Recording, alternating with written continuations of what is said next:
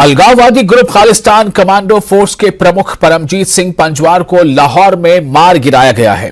वो भारत में लंबे समय से वांटेड था। वो आईएसआई का करीबी माना जाता था। अलगाववादी ग्रुप खालिस्तान कमांडो फोर्स यानी केसीएफ के प्रमुख परमजीत सिंह पंजवार की शनिवार सुबह लाहौर के सनफ्लावर सोसाइटी जौहर टाउन में हत्या कर दी गई। अलगाववादी नेता परमजीत सिंह पंजवार भारत में लंबे समय से वांटेड था। उस पर भारत में सिख उग्रवाद को बढ़ाने, हत्या और हथियारों की तस्करी को पुनर्जीवित करने समेत कई आरोप लगे हैं। और शंकर आनंद हमारे साथ जुड़ चुके हैं ज्यादा जानकारी के साथ। शंकर, किस तरह से देखा जाए केसीएफ के पंजवार की हत्या कर दी गई है, इस पूरे मामले को?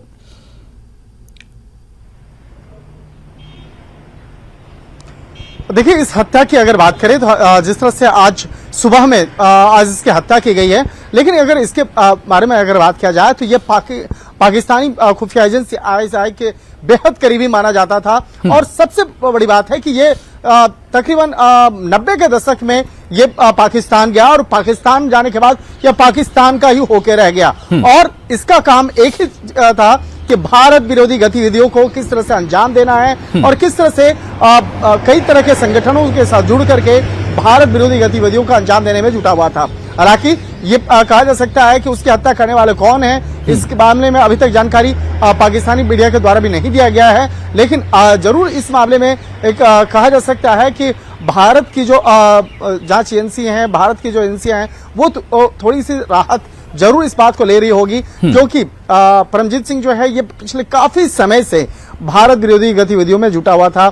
और जिस तरह से अगर बात करें इसके बारे में, साल 2020 में भी जिस तरह से केंद्रीय गृह मंत्रालय, भारत के जो केंद्रीय गृह मंत्रालय है, इसके द्वारा कई आतंकियों के बारे में एक सूची जारी किया था, उस सूची में भी इसका नाम शामिल था। और इसके बारे में कहा जाता है कि ये पाकिस्तान से ही भारत विरोधी गतिविधियों को चलाने के लिए किस तरह से वहां से अस्त्र शस्त्र मुहैया कराना, और खास तौर पे इसका टारगेट होता था पंजाब वाला एरिया, क्योंकि वो पाकिस्तान का से काफी सटा हुआ भारत का एक महत्वपूर्ण राज्य है। और वहां पर किस तरह से पंजाबी युवाओं को ये भड़काने का काम, और भड़काने के बाद उसे नशे का आदी बनाना, उसे आर्म्स मुहैया कराना, आर्म्स पहुंचा करके उसे थोड़ी बहुत फंड भी दे करके उसे गलत ट्रैक पर लेके जाना। तो एक तरह से कह सकते हैं कि जो पंजाबी युवक हैं, जो युवकों को किस तरह से रास्ते से भड़काना, तो एक तरह से कहा जा सकता है इसके लिए वो पिछले काफी समय से काम करता रहा था।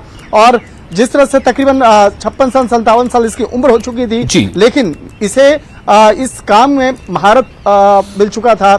और शायद इसी का तकाजा है कि पिछले काफी समय से, चाहे बात करें आईएसआई की बात करें या बात करें लश्कर तैयबा की बात करें, तो इन संगठनों के साथ में किस तरह से बकायदा एक साठ गांठ मिल करके पैसे की लालच में ये भारत विरोधी गतिविधियों का अंजाम देने में जुटा हुआ था। और जिस तरह से साल 1990 से लेकर अभी तक वो उसका जो एक कार्यकाल रहा, उसके बारे में जो जानकारी मिली, ये भारत सरकार के तमाम जांच एजेंसियों के रडार पर भी रहा। लेकिन पाकिस्तान में रहने के दौरान में ये लगातार कई ऐसे संगठनों से जुड़ा रहा जो भारत के अंदर में आतंकी गतिविधियों को आगे बढ़ाने में मदद कर रहा था। तो और खास तौर पर ये कई ऐसे पंजाब हरियाणा से जुड़े हुए युवाओं को पैसे दे करके गलत रास्ते पे, यानी कि देश विरोधी गतिविधियों में शामिल करवाने का भी इसके खिलाफ आरोप रहा। तो एक तरह से कह सकते हैं कि शंकर, क्या जिस तरह से अभी ये कहा जा रहा है कि ड्रोन से हथियारों की तस्करी कराना, पैसे भेजना, या जो भी उसके जो नेटवर्क था उस तक ये हथियारों के सप्लाई करना, ये सब चीजें वो करता रहा था।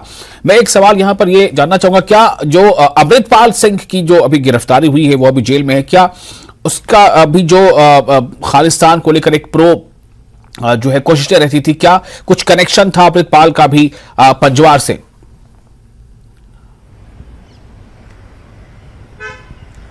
देखिए, इसके कनेक्शन की अगर बात करें तो साल 1999 में 30 सितंबर 1999 में जो पंजाब के जो चंडीगढ़ पासपोर्ट कार्यालय के पास जो बम धमाका हुआ था, उसमें भी इसका नाम सामने आया था। और इसके साथ साथ अभी की अगर बात करें, अभी खालिस्तानी संगठनों से की बात करें तो अमृतपाल के साथ में जुड़ा कि उसके बारे में अभी तो औपचारिक तौर पे जानकारी नहीं दी गई है, लेकिन इतना जरूर है कि खालिस्तानी समर्थक कई ऐसे युवा थे जो सीधे तौर पर इससे जुड़े हुए थे, और सीधे तौर पर जुड़ने के बाद किस तरह से बकायदा ड्रोन के मार्फत से, और कहा जा सकता है कि पहले जो 90 का जो दशक रहा है, 90 के दशक में तो सीधे घुसपैठ करा करके जिस तरह से आर्म्स पहुंचाना और इसके साथ साथ जो देश विरोधी गतिविधियों में शामिल करने के लिए उकसाना, उसको फंड मुहैया कराना, और इसके साथ साथ ये भी लालच देना कि अगर तुम चाहो तो तुम्हें विदेश में हम शिफ्ट करवा सकते हैं। तो इस तरह की कई जो वारदात जो है ये अक्सर करता रहता था, और जिस तरह से खालिस्तानी मूवमेंट को आगे बढ़ाने में ये लगातार जुटा रहता था। लेकिन पिछले कुछ समय से पहले से ही भारत सरकार लगातार इसके तमाम गुर्गों के खिलाफ काम कर रही थी, और खास तौर पर ऐसे गुर्गे जो पंजाब के अंदर में बेहद सक्रियता से खालिस्तानी मूवमेंट को आगे बढ़ाने की कोशिश कर रहा था, तो उसके खिलाफ भी कार्रवाई हुई थी।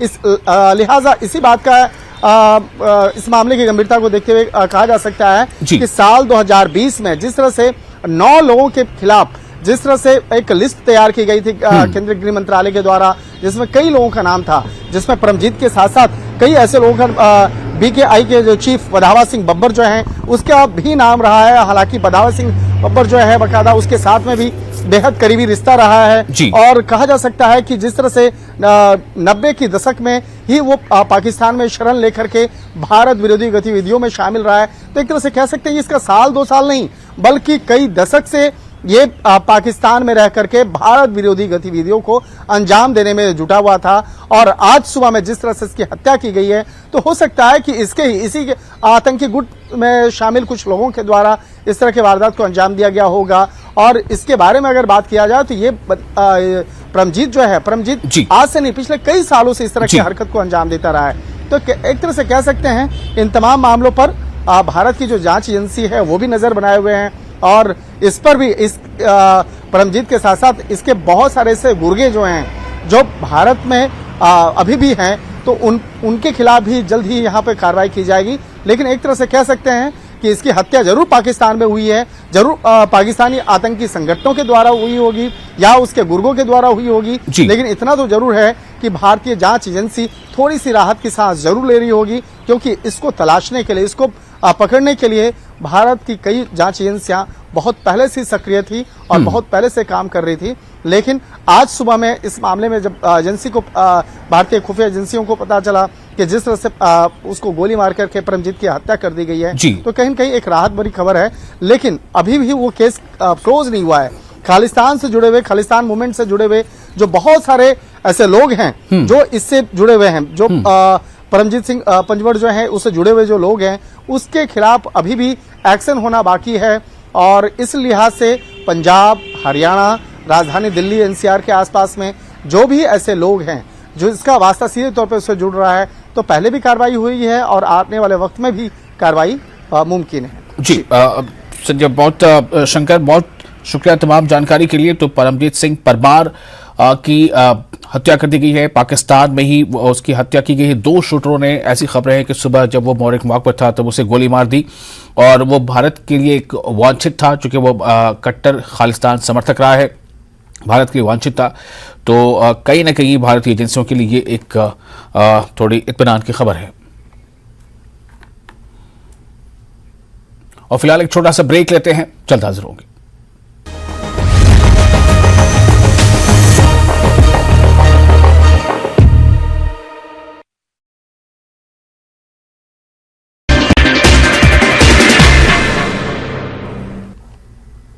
नमस्कार, धारवी रफ्तार भी में आपका बहुत स्वागत करते हैं। मैं हूं आपके साथ हिना जुबैर। शुरुआत करेंगे अहम खबरों से। अनंतनाग जिले के बिजबिहाड़ा में आतंकवादियों ने सुरक्षा बलों पर किया हमला। इस हमले में एसपीओ मोहम्मद रमजान मामूली रूप से घायल। पूरे इलाके में सर्च ऑपरेशन जारी।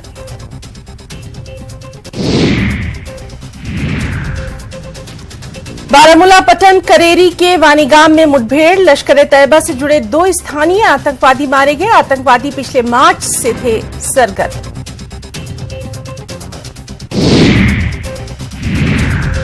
कुपवाड़ा जिले के मिजहल सेक्टर में घुसपैठ की कोशिश के दौरान 2 घुसपैठियों को मार गिराया गया। एसएसपी कुपवाड़ा युगल मिन्हास सेना के ब्रिगेडियर बिंदु नेगी के साथ निजहल में एक प्रेस कॉन्फ्रेंस के दौरान मीडिया से बात करते हुए ये बात बताई। घुसपैठियों के पास से भारी मात्रा में हथियार और गोला बारूद बरामद।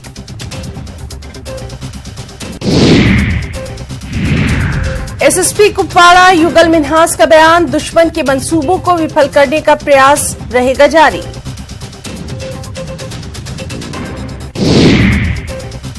एनकाउंटर को लेकर सेना की प्रेस कॉन्फ्रेंस, मिशन एनकाउंटर को लेकर दी जानकारी। 24 घंटे में 4 दहशतगर्द ढेर। टेरर फंडिंग मामले में छापेमारी, एनआईए ने किश्तवाड़ में कई स्थानों पर की छापेमारी, कई लोगों के घरों की ली गई तलाशी। G20 टूरिज्म समिट में कुछ ही दिन बाकी, श्रीनगर शहर में सुरक्षा बंकरों।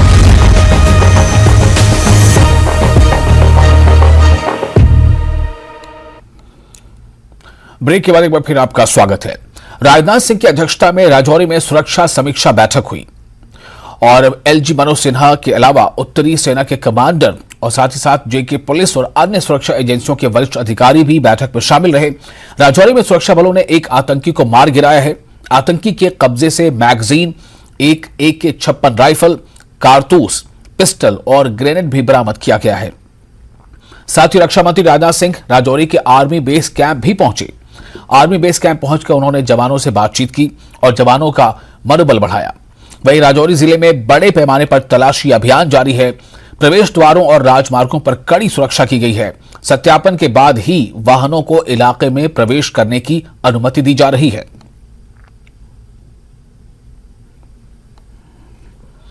तो ये जो तस्वीरें आप देख रहे हैं, ये वो तस्वीरें हैं जब राजनाथ सिंह अपने दौरे के दौरान वहां पहुंचे और उन्होंने बेस कैंप में जाकर आर्मी के जवानों से भी मुलाकात की। इस बारे में और ज्यादा जानकारी के लिए हमारे साथ जुड़ चुके हैं हमारे संवाददाता राजन वेद। राजन, किस तरह देखा जाए, एक तो G20 का वहां पर बैठक होनी है, उसके पहले जो वहां पर हालात हैं, आतंकवादी घटनाएं हो रही हैं और राजनाथ सिंह खुद वहां पहुंचे हैं, बेस कैंप भी गए, मीटिंगें भी की। इस पूरे स्टोरी को कैसे देखा जाए? जी बिल्कुल विशाल, काफी अहम ये विजिट था। इस विजिट से ना बल्कि उन्होंने सिक्योरिटी रिव्यू किया, समीक्षा बैठक ली, बल्कि उसके साथ साथ जो जवानों का मनोबल है वो भी बढ़ाया है यहाँ पे, क्योंकि LOC पे तैनात जो जवान हैं वो हमेशा ही काफी प्रेशर में जो है वो रहते हैं, क्योंकि जिस तरह से यहाँ पाकिस्तान की तरफ से हमेशा कोशिश की जाती है घुसपैठ करवाने की, तो हमेशा 24 घंटे जो है उनको अलर्ट मोड पे ही रहना होता है। लेकिन उससे पहले विशाल आपको एक अपडेट दे दूं, मैं जिस जगह पे मौजूद हूँ ये कंडी से 10 किलोमीटर आगे है बुदल की तरफ, और यहाँ पे इनपुट ये आया था कि SOG की तरफ से यहाँ पे एक तलाशी अभियान चलाया गया है। मेरे पीछे जो है एक जो पहाड़ी देख पा रहे हैं, वहां से SOG के जवान इस पहाड़ी पर चढ़े हैं और इनपुट ये है कि किसी आतंकवादी के होने की जो है आशंका है सिक्योरिटी फोर्सेस को, और इसलिए जो है यहाँ पे एक तलाशी अभियान चलाया गया है। हालांकि पिछले 1 से 1.5 घंटे तक ये जो है ये मौसम जो है एकदम से करवट बदल चुका है, जो है जबरदस्त यहाँ पे बारिश हो रही है पिछले 1.5 घंटे से, और ऐसे में लेकिन सिक्योरिटी फोर्सेस ने अपना जो अभियान है उसको रोका नहीं है, वो अभी भी चलाया हुआ है, क्योंकि एक आतंकवादी अभी भी इन्हीं जंगलों में छिपा हुआ है, जो जिसकी उम्मीद है कि उसको जल्द जल्द उसका सफाया होगा। लेकिन राजनाथ सिंह जब यहाँ पे आए, उनका जो आज यहाँ समीक्षा बैठक लेने का मकसद ये भी था कि जिस तरह से पाकिस्तान का जो एक तरह से मॉडस ऑपरेंडी और यहाँ आतंकवादियों ने जिस तरह से अपना तरीका बदला है और जिस तरह से वो घात लगा के हमला करते हैं। विशाल, पहले ये आतंकवादी फिदायन हमला करते थे और उस हमले के बाद इनकाउंटर होता था और उसमें जो आतंकवादी हैं उनको ढेर कर दिया जाता था। लेकिन यहाँ आतंकवादियों ने जो पिछले कुछ महीनों से घटनाओं को जो जिस तरह सामने आई हैं उसमें घात लगा के हमला किया। उसके बाद इन जंगलों में आके जहाँ उनके हाइड आउट्स होंगे, जहाँ पे नेचुरल गुफाएं होती हैं, वहां आके छुप जाते हैं।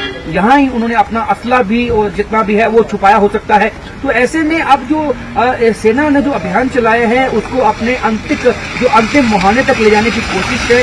और क्योंकि जो ये बेल्ट है, जो ये घना जंगल है, इसमें केवल ये 2 2 आतंकवादी नहीं बल्कि जो इनपुट्स हैं उसके मुताबिक 6 से 7 आतंकवादी अन्य जो है वो इस इलाके में जो है मौजूद हो सकते हैं और उनको भी ढूंढ निकालना सिक्योरिटी फोर्सेस की प्रायोरिटी होगी। तो क्योंकि यहाँ पे जो लोगों में खौफ पिछले कुछ महीनों में पैदा किया इन आतंकवादियों ने, उससे बाहर निकालना है लोगों को। और दूसरी तरफ जो पाकिस्तान की तरफ से जो लॉन्चिंग पैड है वहां से जो घुसपैठ करवाने की कोशिशें हो रही हैं लगातार, उस पर भी समीक्षा बैठक ली गई है। उस पर भी ये दिशा निर्देश दिए गए होंगे कि किस तरह से जो है सिक्योरिटी ग्रिड को टाइट करना है, ताकि ये आतंकवादी रिहायशी इलाकों तक जब पहुंच जाते हैं वहां पे जो है सिविलियंस को टारगेट करते हैं, फिर सेना के कॉन्वॉयज को टारगेट कर रहे हैं। और इसको रोकना बहुत ही अहम होगा। तो जिस तरह से आपने कहा कि G20 की मीटिंग होने वाली है, इस तरह से ये इनका मॉडस ऑपरेंडी देखा गया है कि जब 1 जनवरी को धांधली की घटना होती है, 20 अप्रैल को जो है वो एक ट्रक को, जो सेना के ट्रक को निशाना बनाया जाता है, उसके बीच में आप गैप देखिए। तो इनका मॉडस ऑपरेंडी ये था कि ये 1-2 महीने इन्हीं जंगलों में छिप के रहते थे, उसके बाद वापस अटैक करते थे और वापस छिप जाते थे। लेकिन इस दफा सिक्योरिटी फोर्सेस ने जो समूचा जंगल है इसको अपने बहाने में ले लिया हुआ है। और जल्द ही उम्मीद है कि जो बचा हुआ आतंकवादी फिलहाल जो इस बेल्ट में मौजूद है उसको ढेर किया जाएगा। बाकी जो ये समूची जो ये पहाड़ी रेंज है, इसमें जितने भी आतंकवादी हैं जो हाल ही में हाईटेक आतंकवादी घुसपैठ करके ये इस साइड आए हैं, उनको भी जल्द से जल्द खत्म करना होगा। ये एक बड़ी चैलेंज इसलिए है कि जो ये आतंकवादी जो ट्रेंड आतंकवादी हैं और जो ये एक्सपर्ट हैं आईडी बनाने में और विस्फोटक लगाने में और इस तरह से छुप के जो जिसे हम कहते हैं एम्बुश लगाने में ये एक्सपर्ट हैं। और तो ऐसे में जिस तरह से तो हमने देखा कश्मीर घाटी में जो भी आतंकवादी हैं उनका 1 से 1.5 महीने में सफाया हो जाता है, लेकिन ये आतंकवादी पिछले 4 महीने से लंबे समय से यहाँ इस रेंज में जो है वो छिपे हुए हैं। तो अब जो है इनका अंत समीप है, क्योंकि अब सेना ने जो ऑल आउट यहाँ पे अभियान चलाया है उसको उसके अंतिम जो है एक लक्ष्य तक पहुंचाना होगा। तो ऐसे में अब ये साफ हो चुका है कि विभिन्न जगहें, ये नहीं कि केवल कंडी इलाका, बल्कि जो जहां मैं मौजूद हूं इस वक्त विशाल, ये कंडी से 10 किलोमीटर नीचे की तरफ बुदल की तरफ इलाका है। और यहाँ पे जो सूचना मिली थी यहाँ भी एक तलाशी अभियान चलाया गया। इसके साथ साथ जो राजौरी जिला है उसके आसपास कई इलाकों में इसी तरह का कमोवेश जो है तलाशी अभियान चलाया गया है। और कोशिश ये है कि यहाँ से जो फ्लश आउट किया जाए जितने भी आतंकवादी हैं, ताकि जम्मू रीजन में जो उनका मंसूबा है पाकिस्तान का वापस मिलिटेंसी को रिवाइव करने का, वो नाकाम बनाया जा सके। जी विशाल। राजन, एक सवाल यहाँ पर यह है कि जिस तरह से रक्षा मंत्री खुद वहां पहुंचे, उन्होंने सुरक्षा को लेकर हाई लेवल बैठक की और जो बेस कैंप में जाकर उन्होंने आर्मी के जवानों से मुलाकात की है, तो ये आर्मी के जवानों से इस वक्त मुलाकात करना ये क्या संदेश देता है और कितना उनके मनोबल को बढ़ाता है? चूंकि अभी पुंछ में ये जो घटना हुई थी, उसके बाद फिर ये राजौरी की ये जो आतंकवादी घटना हो गई, ऐसे में राजनाथ सिंह जब वहां जाते आर्मी के जवानों से मिलते हैं, इसको किस तरह से देखा जाए? इससे कितना हौसला मिलता है जवानों को? बिल्कुल विशाल, देखिए जिस तरह से पहले 5 जवान शहीद हुए जब ट्रक को निशाना बनाया गया, उसके बाद कल जो 5 जवान शहीद हुए, कहीं ना कहीं कोशिश ये की राजनाथ सिंह की कि जो जवानों को एक मैसेज देना कि जो हम आपके साथ हैं, आप घबराइए नहीं और जो है मुकाबला कीजिए, कड़ाई के साथ मुकाबला कीजिए आतंकवादियों का। और जो भी मदद जो है, चाहे लेटेस्ट वेपनरी है, चाहे तमाम जो गैजेट्स हैं जो सेना के पास हैं, वो जो है सेंट्रल गवर्नमेंट की तरफ से उसकी मदद आपको मिलती रहेगी। और एक तरह से एक विश्वास बहाली बनाई गई है सेना में कि आप जिस तरह से काम आपने किया है उस पे समूचा जो देश है वो प्राउड फील करता है। हालांकि घात लगा के हमारे जवानों को जो शहीद किया गया है, ये कहीं ना कहीं ये दिखाता है कि जो आतंकवादी खुद आमने सामने आने से डरते हैं और ये चाहते हैं कि घात लगा के हमला किया जाए और वापिस जाके छिप जाएं और वापस घात लगा के हमला किया जाए। तो ऐसे में ये दिखाता है कि जो आतंकवादी हैं वो आमने सामने की लड़ाई नहीं चाहते हैं। और अब जिस तरह से आतंकवादियों को यहाँ पे घेर के रखा हुआ है, अब जो आतंकवादी जख्मी बताया गया है वो छिपने की कोशिश कर रहा है। हालांकि यही बदलाव आ गया जो आतंकवादियों में, क्योंकि पहले वो सामने अटैक करते थे, उसके बाद इनकाउंटर में आमने सामने एक फिदाइन अटैक होता था, उसके उसके बाद उनका इनकाउंटर होता था। इस तरह से छिपने की कोशिश ज्यादा नहीं होती थी उनकी तरफ से। अब जिस तरह से ये आतंकवादी छिपने की कोशिश कर रहा है, ये कोशिश ये होगी जो बाकी आतंकवादी बचे हुए हैं, जो दो के गुटों में बटे हुए हैं इस बेल्ट में, उनके साथ राब्ता किया जाए और उनके साथ मिलकर नए सिरे से जो है स्ट्रेटजी बनाई जाए और यहाँ आतंक फैलाया जाए। वही सिक्योरिटी फोर्सेज की प्रायोरिटी यही है कि जो जितने भी छिपे हुए आतंकवादी हैं उनको एक साथ ढूंढ निकाल के मार दिया जाए। जी विशाल। जी बहुत शुक्रिया राजन आपका इस जानकारी के लिए। तो रक्षा मंत्री राजनाथ सिंह खुद जम्मू कश्मीर पहुंचे, वहां उन्होंने दौरा किया और वहां पर सबसे जो अहम बात हुई कि उन्होंने एक हाई लेवल मीटिंग की और मीटिंग के बाद इस दौरान वो उन्होंने बेस कैंप जाकर सुरक्षा के जवानों से भी, आर्मी के जवानों से भी मुलाकात की, जो अपने आप में एक बहुत हौसला देने वाला ये कदम है। और इससे चूंकि जो आर्मी के जवान हैं वो लगातार देश की सुरक्षा में अपना वक्त देते हैं, यहाँ तक कि अपनी कुर्बानियां भी दे देते हैं, तो इससे एक बहुत ही सकारात्मक संदेश गया है। इसी के साथ JK लाइव में फिलहाल इतना ही, लेकिन न्यूज़ 18 JK LH पर लगातार बड़ी और अहम खबरों का सिलसिला जारी रहेगा।